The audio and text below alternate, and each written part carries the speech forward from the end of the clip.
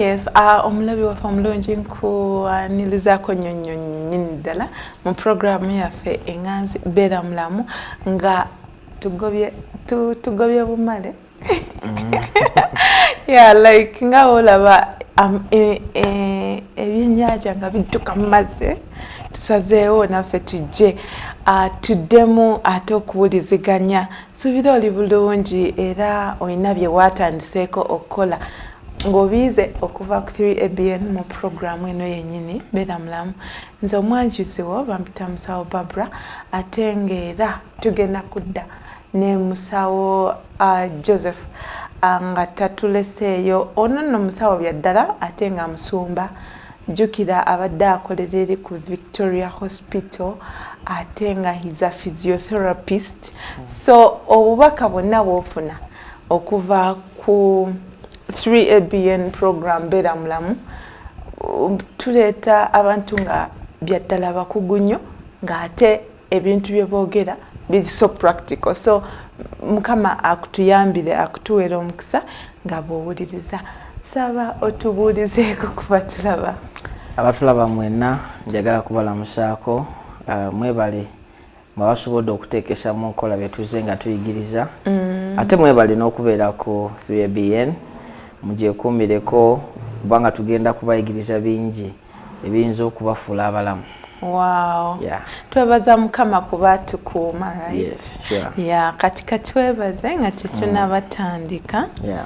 Kitaffe tukwebaza kubanga osiimye ne tuba balamu n'olunaku lwaleero.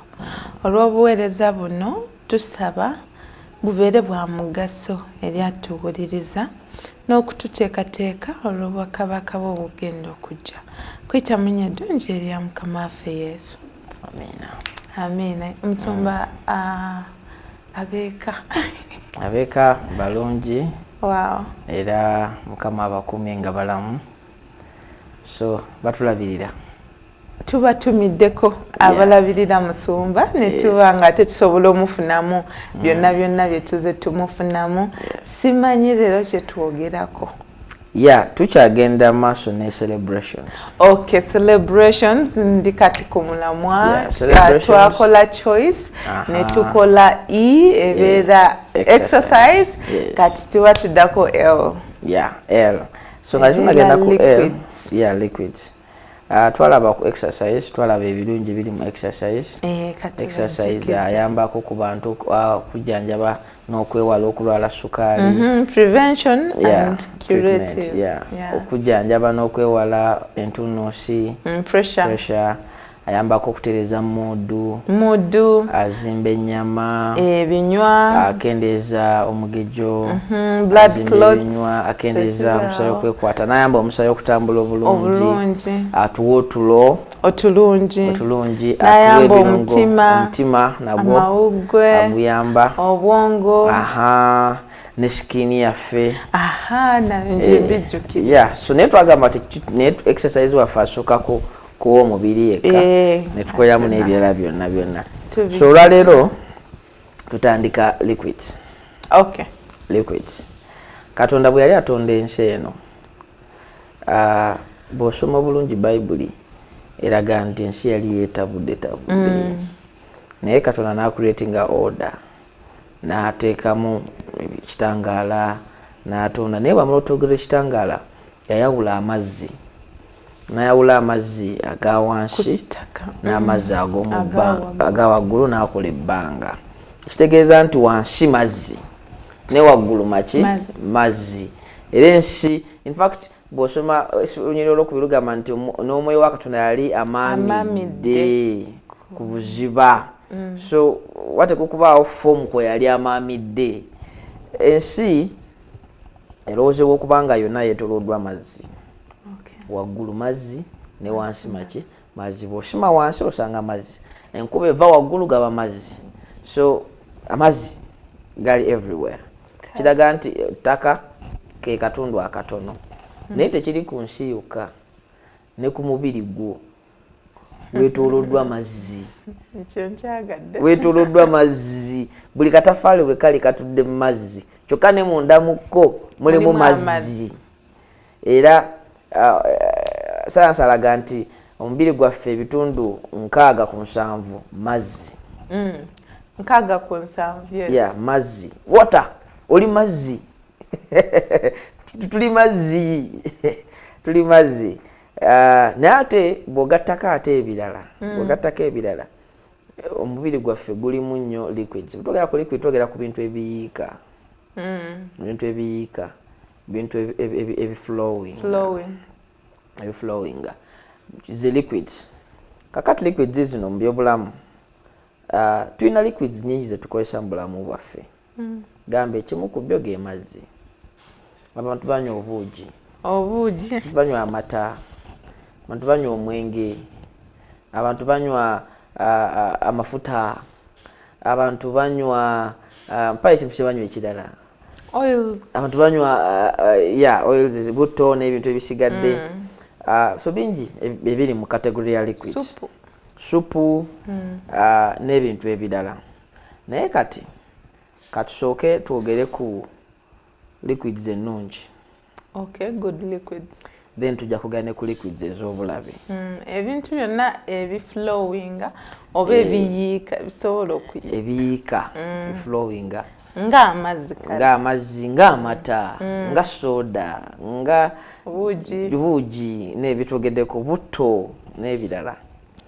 Kakati liquids zino tugambye nti ebitundu 6 ku 7 mubiri gwaffe mazzi. Mazzi. Ekitegeeza nze naawe tulina omulimu okukakasa nga tusigala ku bitundu ebyo ng'amazzi tegaggweerera mubiri, so nga ate era tegeeyungira nnyo mubiri. Lumu nabagamba nti ekitta abantu mu nnyanja mazzi. Naye nga tebageetaaga. Naye lwaki gabatta? Kuba gaba mangi ne gajjuza olubuto ne gajjuza amawuggwe. Naye aba nga takyasobola kukola ki? Kussa. So amazzi bwe gabeera katuddayo ku balance. Abatulaba mujjuka ekigambo balance. Amazzi bwe gabeera amangi ennyo nago ate gaba ga bulabe. Of course, overload. Yeah, so fluid overload. Ojja kufuna amazzi amangi, kati ate amazzi amangi abantu bulaba abazimba. Magulu ascites. So amazzi tugeetaaga naye mu bigero. Lwaki tugeetaaga? Ensonga esooka kubanga ge gakola ekitundu ekinene ku mubiri gwaffe. 70 to 80. 60 to 70%. Byonna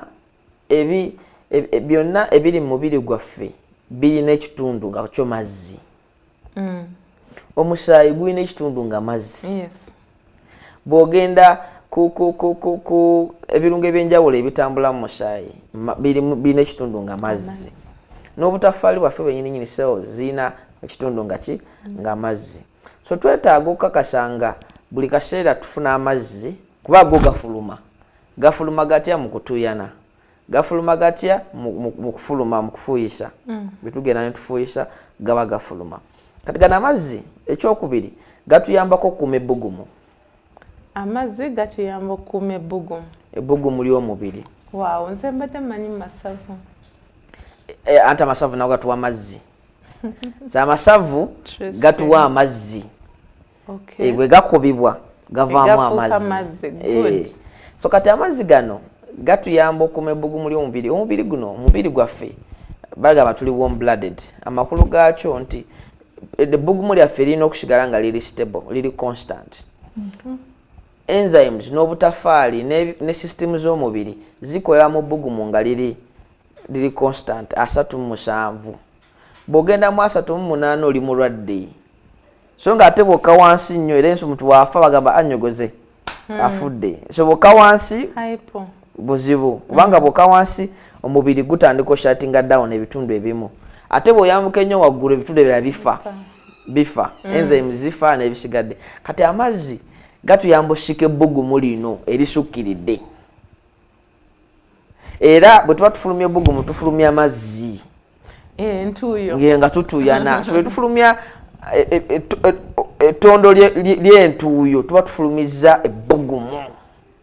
So twetaaga amazzi gano okukuuma ebbugumu lyaffe nga liri lya kigero, liri optimum. So gy'okoma okunywa amazzi gano oyambako mu kubalansinga ebbugumu.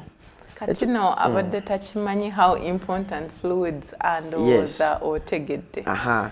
Kati amazzi gatuyambako ekyokusatu gayamba omanyi betulya bino betulya mu lubuto byetaaga tebiyingiranga bikalubanga wetubirya.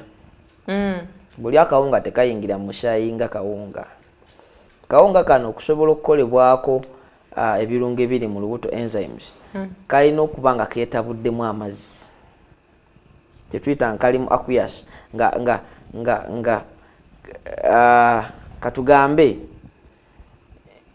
bwe ndya akawunga kange ne katuuka mu lubuto mba nkagayiza nenkamenyamenya naye amalusu gano nago mazzi okitegeera kati amazzi n'amazzi gonna ge tulina mu mubiri bwe gabeera eno wansi mu kyenda galeetera emmere eno okugondera ddala kati enzymes ziba zisobola okukola ku mmere nezigikuba bwe zigikuba nga eryoka eyingira mu musaayi so twetaaga amazzi kuba ekigambo ky'obuzungu it is a solvent. It is a solvent. Mwe mugenda ebirala nga bw'okwata sukaali n'omuteeka mu kikopo kya caayi n'otabula n'abuliramu kati so kyetwetaaga ne munda mu mubiri nti ebirungo ebiri mu mmere amazzi bwe gabeeramu byetabula amazzi kati olwo enzyme ne zibikolako ne biyingira munda musaayi. Ekyokuna amazzi gano gayamba olususu lwaffe luno okuba fresh era buli wonywa amazzi ng'onywa bulungi amazzi oba ne skin yo ng'eri fresh naye bw'otanywa amazzi skin ekala wenna n'osiwukira abamu n'okwengerera bengerera but ekaluba n'okukalambala because kubanga amazzi gayamba gakozinga erection oba okuyimirira skin neba ngeri erect nga si nkalambavu nga tekalambadde that ability amazzi gano gayamba okuflashinga ebikyafu mu mubiri. Ekyo kyo kikulu nnyo banange olaba omubiri nga mukyafu ne bwomira empeke zitya ne bwokola otya obulwadde bukwezingako oba oli actually system oba ogirinnyeeko. Kati obukyafu amazzi ge butuyamba mirundi ng'esatu. Obukyafu bwennyini bwe tulya mu mmere bw'olya emmere olina ofuluma mukyenda olina okufuluma kati oba tolina amazzi gamala emmere obukyafu bwekwata constipation. Kati constipation ebeerawo nnyo abantu abatanywa amazzi bakalubizibwa nnyo okufuluma kubanga otuuza otunikwa twalina omubiri tutuyingiza mu musaayi kati obukyafu ne bwekwata ne bukaluba ne bufuuka ejjinja bufuluma n'olumizibwa oluusi n'omusaayi ne gujja n'oyulika n'emmeme nejja abalala bafunye ne piles oba ebizimba wansi eyo kubanga obukyafu bukaluba nnyo. That is one way. Two, hemorrhoids. Amazzi gano bwe gayingira ate munda mu musaayi mu misuwa gajabulula omusaayi ogubadde gwekutte nnyo ne gutaamuko kati mu kutaamu kitegeeza gutambula mangu bw'oyiwa amata n'obuugi kyekisinga okudduka kubanga tegeekutte kati n'omusaayi bwe guba nga gulina amazzi tegwekwata nnyo so guflowinga mangu mu misuwa. Ekyokutaano tuli ku mazzi gokka bwe gutuuka ate mu kibumba olwokubanga buli ekikolebwa mu kibumba kyetaaga solvent kyetaaga mu ebibeera nebisobola okukola ekibumba okukola kyetaaga amazzi kubanga emirimu egyali tukikolera mu mazzi reactions ezikolebwa munda mu kibumba beetaagawo emedium amazzi basically which is water. Kale ate bw'ojja ku munnyo omusaayi gwaffe gubaamu omunnyo sodium potassium n'eminnyo emirala chlorides kati sodium ono bw'aba omungi ayongeza pressure ayongeza entunuusi kati ensigo emu ku ngeri gyekendeza sodium yeetaaga amazzi okuflashinga out sodium ono kuba buli sodium emufulumye n'omuwerekezaako amazzi kati gyokoma okuba n'amazzi oyamba okendeeza ku sodium oyo omunyo ogusukkiridde kuba gulina okubeera mu bigero naye ate era obanga dilutinze dilutinga n'okuyamba ensigo okufulumya then ekirala mu kufulumya ate era amazzi gano agayita mu nsigo amazzi ge tufuka tulina obukyafu bwe tufulumizaamu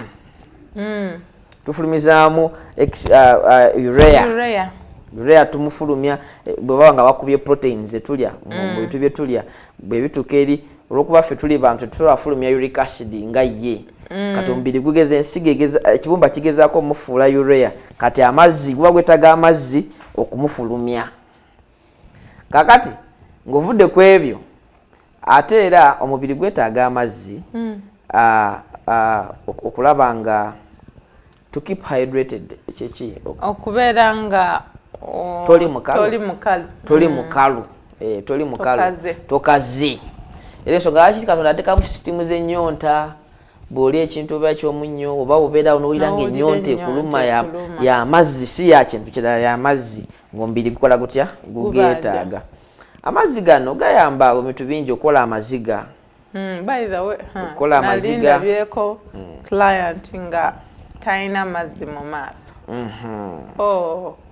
okimanyi tosobola temya okalubirizibwa ofuna n'amabwa ofuna amabwa nga gayagula amaziga agula kutonyezaako so amaziga gano tugeetaaga nga tonnabatuuka onywa amazzi bulijjo ngamba abalwadde ngamba ojja mu ddwaliro tukusaako amazzi how about woganywa nga tonnaba kujja noba n'amazzi go tatawaana nnyo kituufu so amazzi ate eri abagamba omusawo nze sinywa nnyo mazzi naye nywa nnyo amata sinywa nnyo mazzi naye nywa juisi wange fluids okunoonyereza kwagezaako okunoonyereza ebirungi ebiri mu mazzi nga go n'ebyokunywa ebirala juice mata soda ebyava mu kunoonyereza tetulina abantu abana batubalaga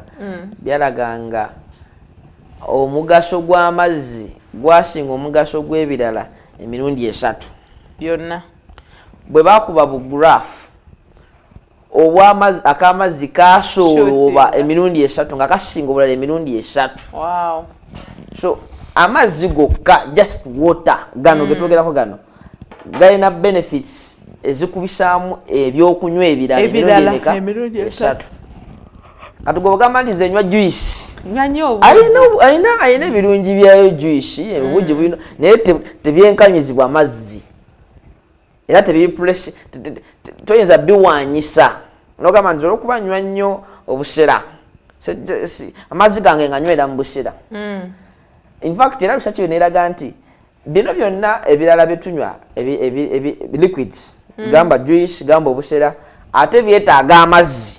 okubikozesa n'okubifulumya okubiyingiza mu system okubikozesa okubijjamu ebyo byetwagalamu ate n'okubifulumya era twetaaga amazzi ensonga lwaki ojja kunywa obuugi ate n'ennyonta esigale ng'ekuluma kuba omubiri era gubanja amazzi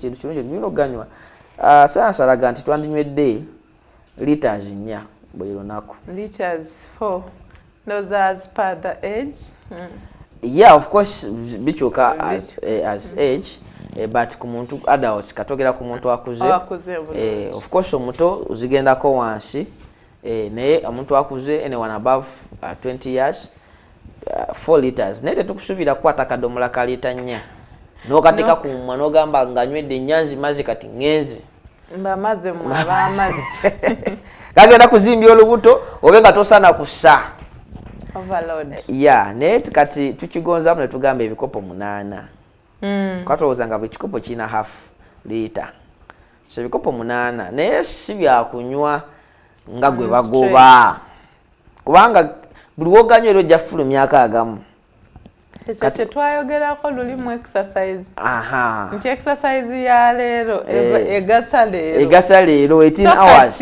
ne bwonywa amazzi omulundi gumu gagenda ku overloadinga naye ate obeera tonyweredde essaawa ezigenda ero jagafulumya gonna nga bw'oganywedde kuba ensigo yebalansinga tulina amazzi genkana ki mubiri ntubyegatika nsitemeko ng'etemako ng'egateeka egafulumya ng'ogafulumya kakati zino gilasi zaffe 8 zino zetunywa zino gilasi 8 zetunywa wakiri osobola okunywa egilasi emu buli ssaawa 2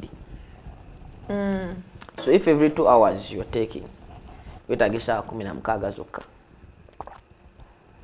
16 twawali okay buli ssaawa 2 onywayo egilasi buli ssaawa 2 onywayo egilasi so ssaawa 16 ziwetaaga zokka okunywa amazzi ekitegeeza osigaza essaawa 8 zakwebaka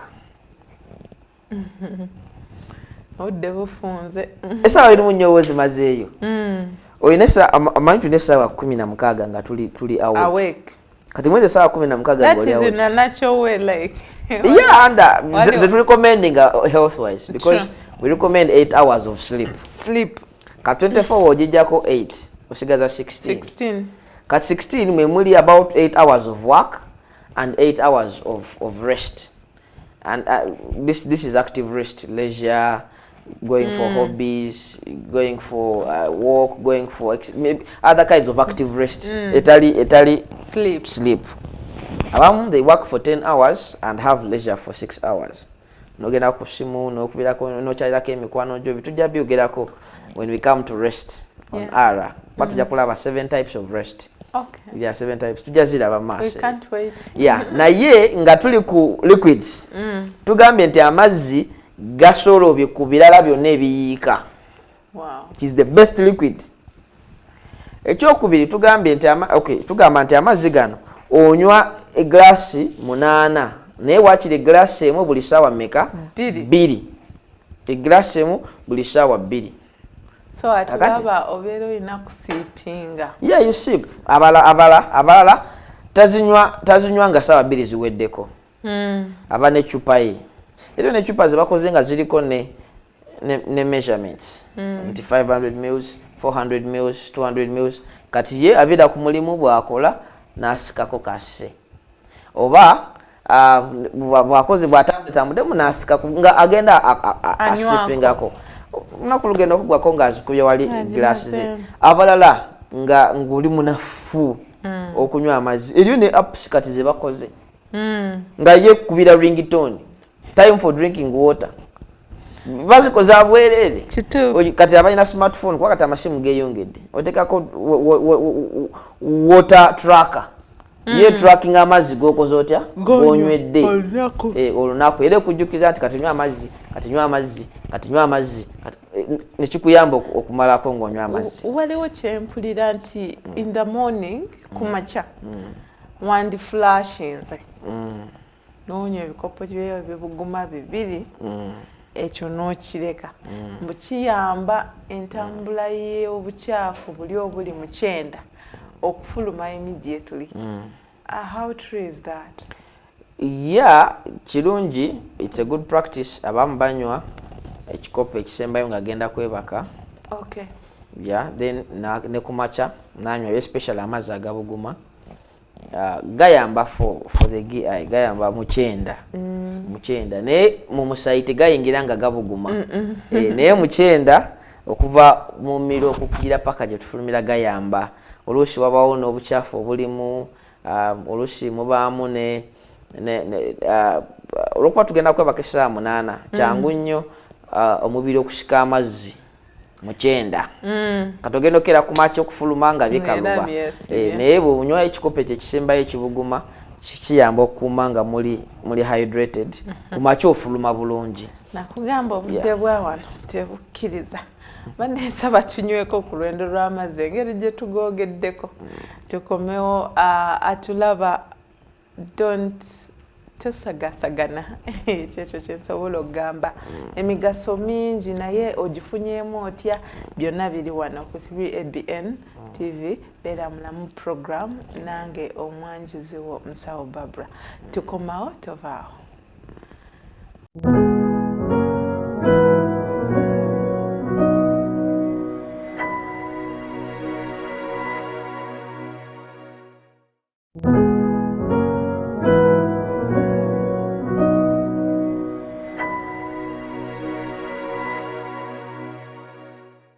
nkukulisaayo nnyo mu kuwummulamu okwo ne nkwebaza okubeera nga okyekumidde ku 3ABN program Beera Mulamu.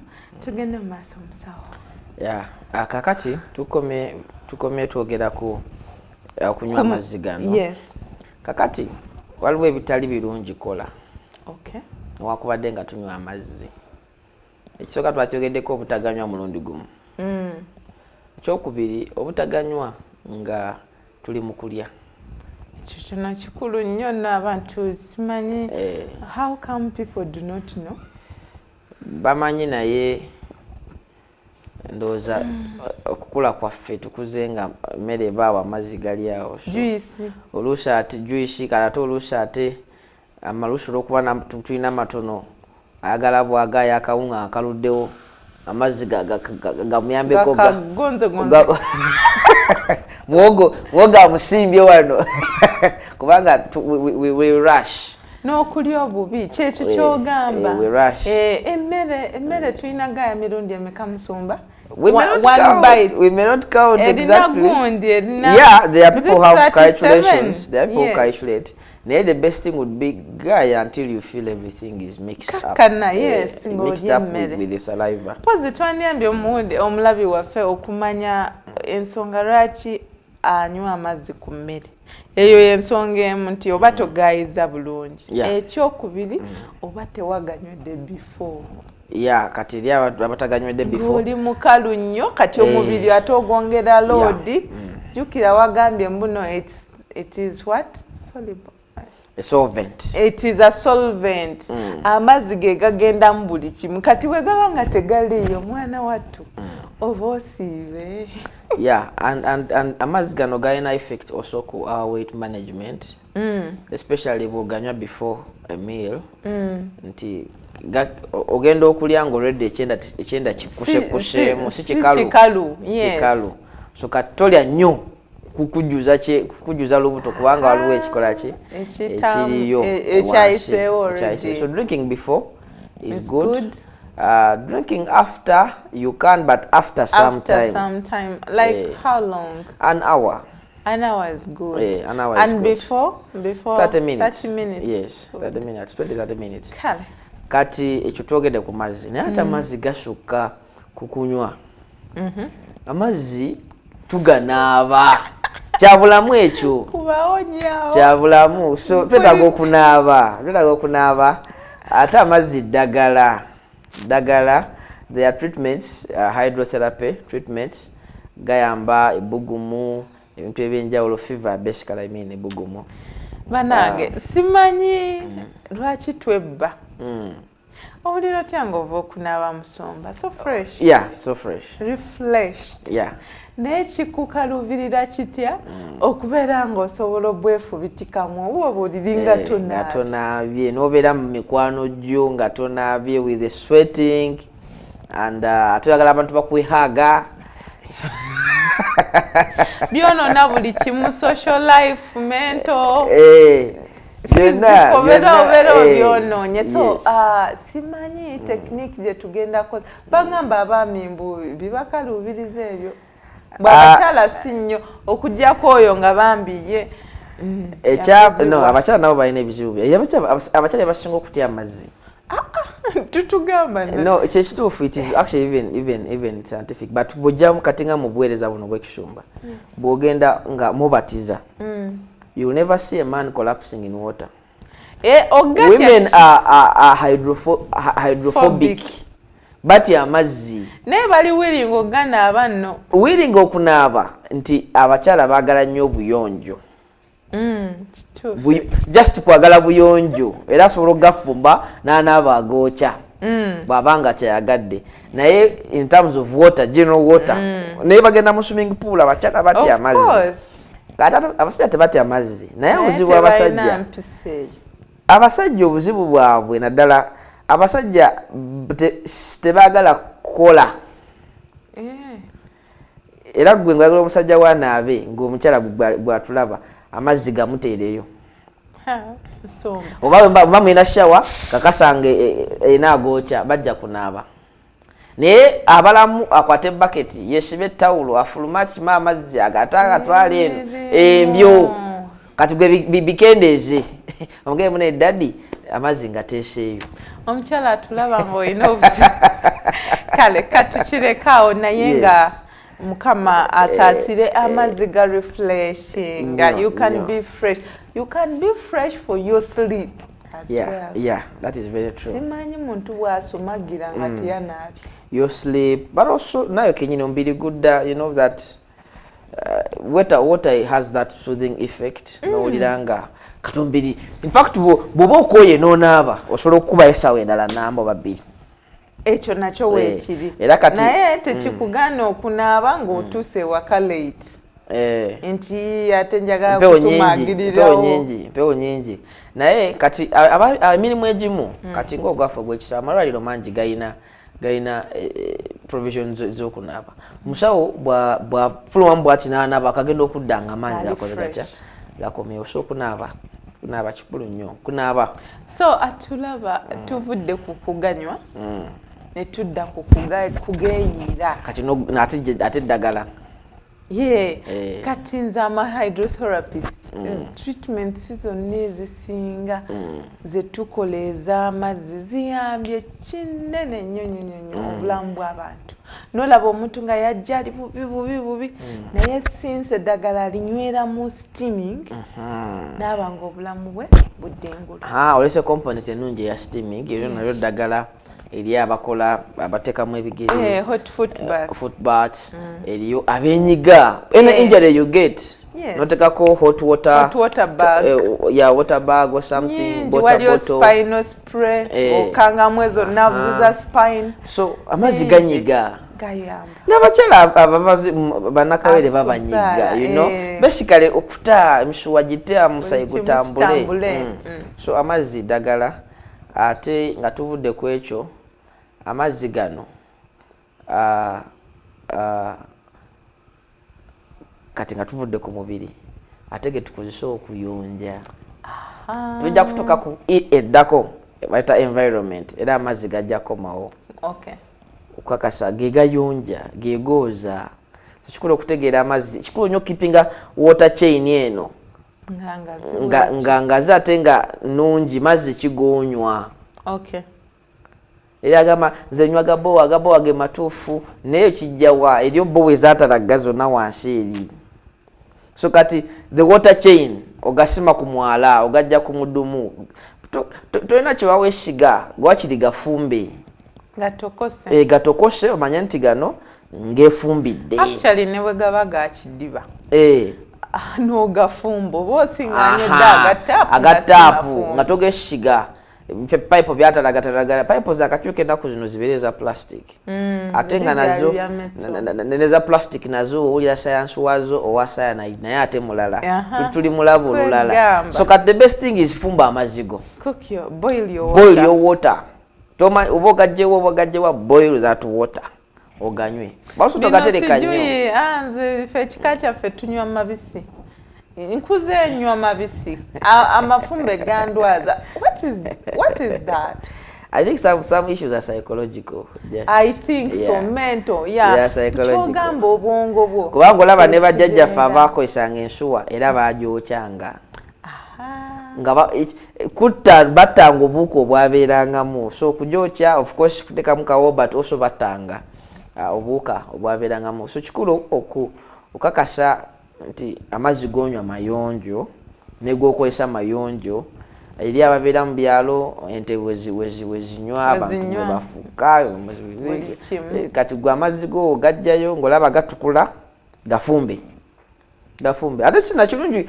nago kunaaba mu ngalo osobola okugafumba tekirimu cause abasinga balisa by the way that is important actually it's more important atulaba oyinza okuba nga typhoid asinga omujja mu kunaaba ngalo n'oliisa engalo ng'ate goonaabye nago malwadde si mafumbe kati bambi salmonella typhi n'asalamu busazi bwati owoza kugamba nze ndonyange typhoid naye kunaaba mazzi mabisi kikakatako nnyo omuntu actually osobola okugooza ebintu bino osobola obyoza amazzi so amazzi tugogeddeko nnyo naye katwogere ku liquids endala. Okay. Liquids endala nungi nga juice mulungi eri abanywa amata newankubadde si malungi okuteeka mu sukaali gatta but eri abaganywa eriyo abanywa obusera naye wali amata mangi wali agasoya wali agasoya so yeah that's different waliwo ganagente ago galinamu eroto bacteria gigamu kugasinga bacteria zimu nungi bazita probiotics but era ate nazo bweziba nnyingi nnyo ati zifuuka za bulabe kubanga era bw'ogalekawo gafa because of the decomposition ya bacteria agalimu.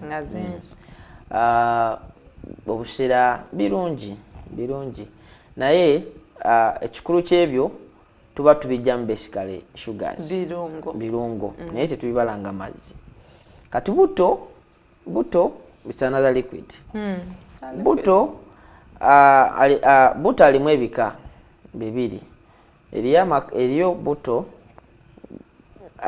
naddala ono gwe kisinga okukozesa refined cooking oil alina cholesterol kati oyo avaako amasavu amabi kati ate neyo buto naye tetukuwa amagezi kumwokya nnyo kale oyinza okuba nga tolina bbeeyi egenda kugula buto mulungi nga gwosobola ate naye tunakugamba si mulungi era gwosobola. I still stand to say nti ebintu bikyasoboka lwakuba tetumanyi wa gye biri kubanga for example coconut oil akantu kabawe kati tugezeke kananga ekikopo kino naye ng'otonyezaako obutonyeza woti test nejja naye ng'ate ogenda kalya emyezi ng'ebiri kati ate eri abaagala okulaba ka cream ne ka cream era kajja ku coconut n'akalaba era bw'aba senaawo kakasi gye tugamba nti buto oyo si mulungi nnyo kati bwe tudda ku inspiration weebo nabbi tugamba nti twandimwewaze naye tumukozesa tukozese mutono waliwo ezirina boiling point oba cooking point nga burning point yazo eri high nga tezisobola kubeera toxic. For example zino eziva mu nsigo nga te bazikoze cold place nga tebazitokoseza kati buto ono omubi gwe tugambye ali refined ate nga yasinga okuba common alina cholesterol tumwogeddeko amasavu amabi obulabu buliwo ate ne tumwokya nnyo already ajja mwokye kati ate nawe n'oyokya naffe ne tumwokya nnyo twagala akole mufuniramu wa naye ekyo kakati mukole ebyo ate waliwo kye tuyita free radicals tuyina ebirungo ebireeta kansa betuli mukola bukasasiro obusigala mu musaayi ne mu mubiri ne bwetereka kati era ensonga ki kansa yeeyongedde embiro bino kubanga ebyo tukozesa ebyo so it's a liquid gye tulina okwewala tusobola okufuna nga bweyogedde eriyo obuto omulungi ava mu nsigo ava mu bimera abamu basobola n'okwekamulira buto mu binyeebwa ebyenja ovacado bwoba osobodde then olive oil ne sunseed at least ali betamuko okusinga butono omulala sijja kugera mannya naye buto asinga okuba ku katale kakati nga tuvudde ku buto eriyo byotalina kunywa nga byo biri out nabyo talina kunywa tetukusuubira kunywa mwenge kubanga omwenge gugenda kwonoona omubiri gwo genda kwonoona obwongo bwo gwonoona ekyenda kyo gwonoone n'omutima gwo n'ekibumba. Medically what's wrong with mwenge? So fermentation bingi ebiri wrong with mwenge kati omwenge guno gulina ekintu kye bayita ethanol.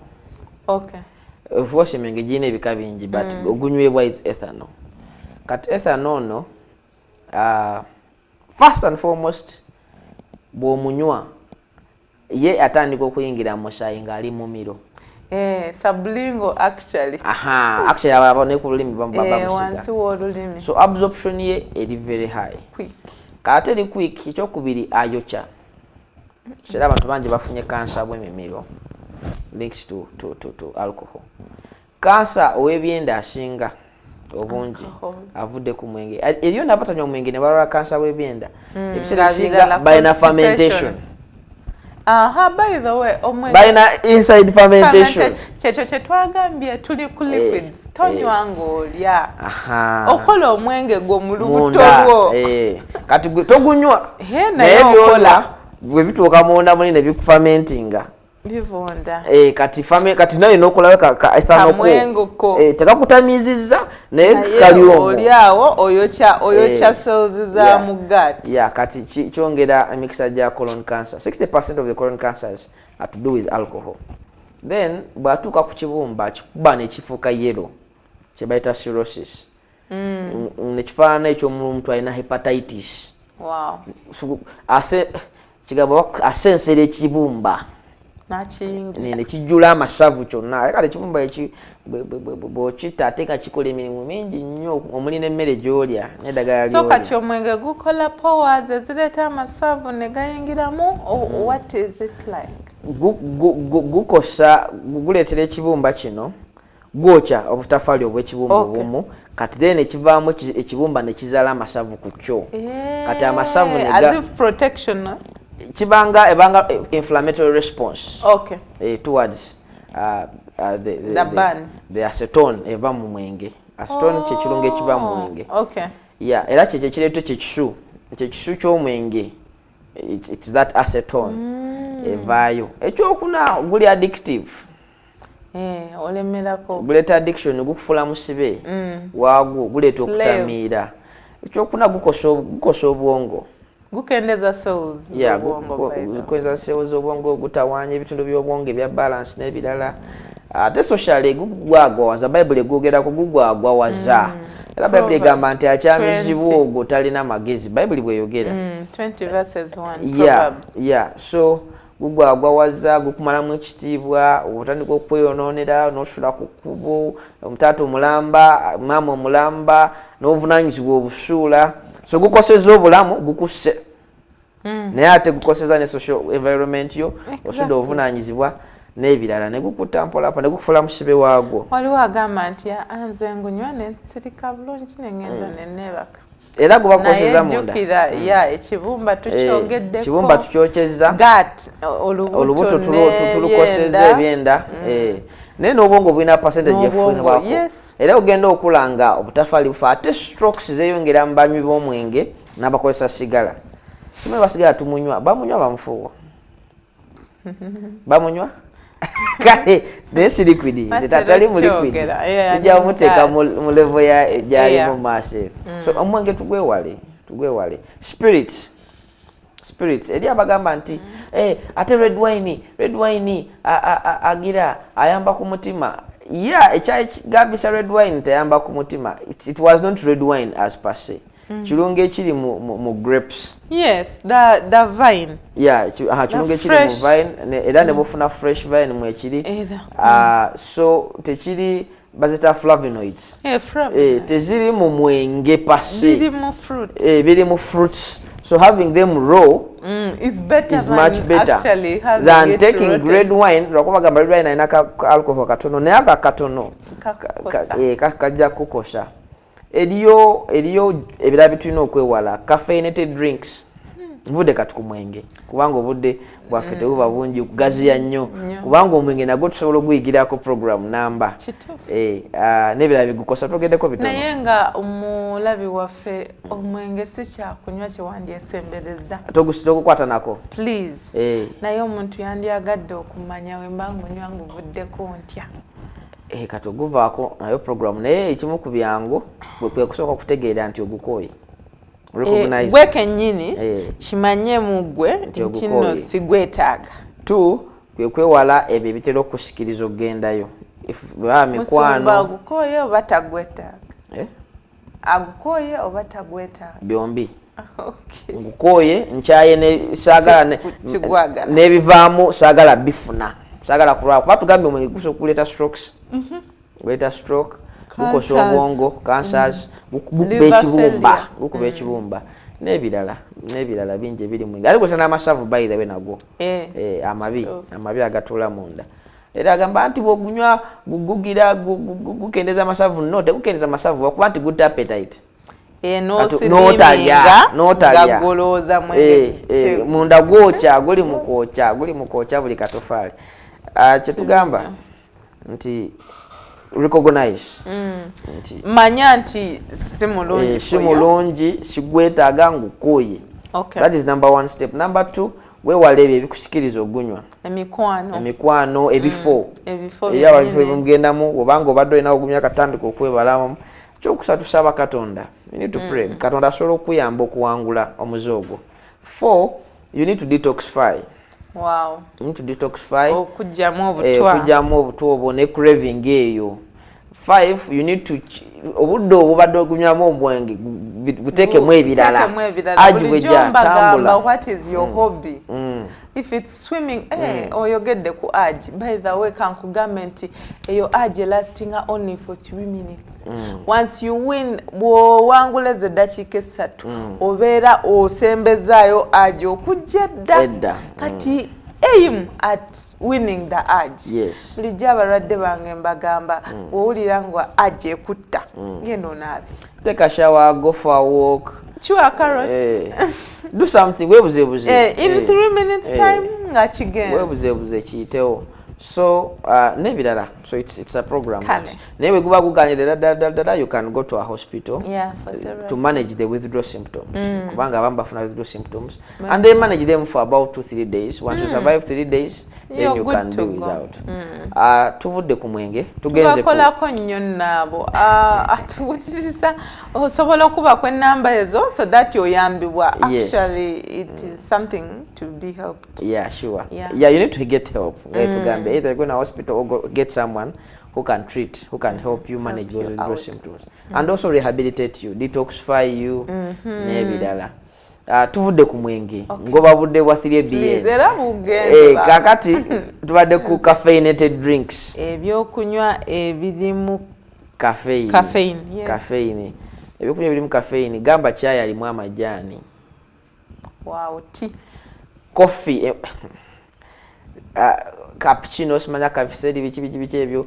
Coffee emwanyi bagamba nti ezo si mwanyi ziri albica beans. Yes. Yeah, whatever kastachi bamu caffeine. As long anything that has caffeine oba majani gafaana gatya oba mwanyi efaanana etya kastebamu caffeine oba kijanja bikifana. The issue is with caffeine. So kwewala ebintu ebina caffeine because emitima gyaffe. Caffeine mubiri akolanga ekinongo kye bayita adrenaline. Adrenaline kirungo ekyo kutya okudduka kireetera emisubo okufunda bwegiti. Raising up pressure kikujeera omutima okukola ennyo. Kikokyera okubanga oli awake kitawaanya sleep. Kati ebyo ebirungo ebiri mu caffeine mulimu ebika bya soda ebirina caffeine. Waliwo soda atalimu caffeine? Eri atalimu. Eri atalimu eriyo n'alimu. Naddala soda oyo muddugavu. alimu caffeine mungi abaye mu caffeine era ogula soda wo mukebe musomeeko besigwa bakuterako n'okukigambo nti munange stani muyaye tayagala gumusinge kuguli olunako ayagala agambo yo besigwa bakuterako nti mune caffeine mwali so caffeinated drinks soft drinks n'okwaleta vitamins ne kastabiri mu caffeine bigenda kosa obulamu bwaffe obwongo bwaffe n'omubiri ne system y'omubiri n'omutima n'ebirala era abantu bangi bafunye endwadde z'emitima because of caffeine. Tugambye amajani tugambye emwanyi ebiva mu mwanyi bitukozesa mu mwanyi payo ka coffee biki ebyo n'okugigaya of course twogedde because senga bali kuwadde nga ddagala ne si kyakunywa ekyokozesa ate that is singa oba tofunye option ante akuwadde ddagala ayinza okuba kyeyalabye naye kyamanyi si kikyo nti kati kaneerobozi kati ate eriyo soda atalina caffeine naye naye ate eriyo soda limu ebirungo nga aspartame those are sweeteners which also harm the heart which may also bisobola okufuna sukali n'ebirungo ebirala kati asobola okuba nga soda talimu togamba olaba kano tekalimu caffeine but kusoma aspartame mwali but also ebisugars ebibeera extra added nabyo tebiba birungi kuba tomanyi bateshemu yenkanaki ate tomwetaaga oyo yenna yenna. Waliwo oluusi we neebuuza soda kyeki. Like what is that other than sugar color and aspartame and water? Yeah, what is soda? That is what you said is soda. Sugar, aspartame, water and flavors plus preservatives and gas. That is soda. So kati soda yotumwagala nnyo kuba tuwa quick energy bichi ebyo naye kujjako ng'oli in a serious hypoglycemic emergency. Ng'oli ennaanansi namba ng'oli kuba wali. Oyinza okuba nga agagaya tegalimu nga weetaaga kuyiwayo. Nga tukuwa akajuice kannaanansi tetugenda tuwa room wano. Naye kyetugamba nti si mulungi. Kyetugamba si mulungi. Sembyayo ekyokunywa ekirala obudde ndala kyakabugenze. Ekisembayo ekyokunywa kitutalina kunywa. These energy drinks. Okay, nvuga nnyo so nsagala nsumagire. Sijja jogera mannya naye muzimanya energy drinks kano kagundi kano kawa manyi kano kawa. That extra energy you don't need it. By the way, the body has to. Yeah, and most energy drink ezo zemulaba esinga zina caffeine by the way. Mungi. Gemanyi. Awakeness. Aha, obere awake okole bino. No watu ina amanyi ga kisajja, amanyi gajje mu birala. Lye bulungi, kola lwiro, kola ki naye tonywa buntu obwo kunoonya amanyi ga kaseera. Ate bagamba biwadde obunnyo obulungi. Abiwadde amanya nti kikolawo kiti mbagirawo n'ebisigadde naye bigenda kukosa emitima gyaffe, bigenda kukosa emisuwa gyaffe, bigenda kukosa obulamu bwaffe. Mukama akutuyambire, akutuwere omukisa. Program yo ennungi beera mulamu. Bwe tukomye wano olwaleero tusabire Musumba. Atusabe. Mukama kitaffe ayinza byonna. Twongera okwebaza kubanga otwazisa obulamu. Tukusaba Mukama otusaasire olw'obugayaavu obw'okusalawo oba ebikola byonna eby'obugayaavu.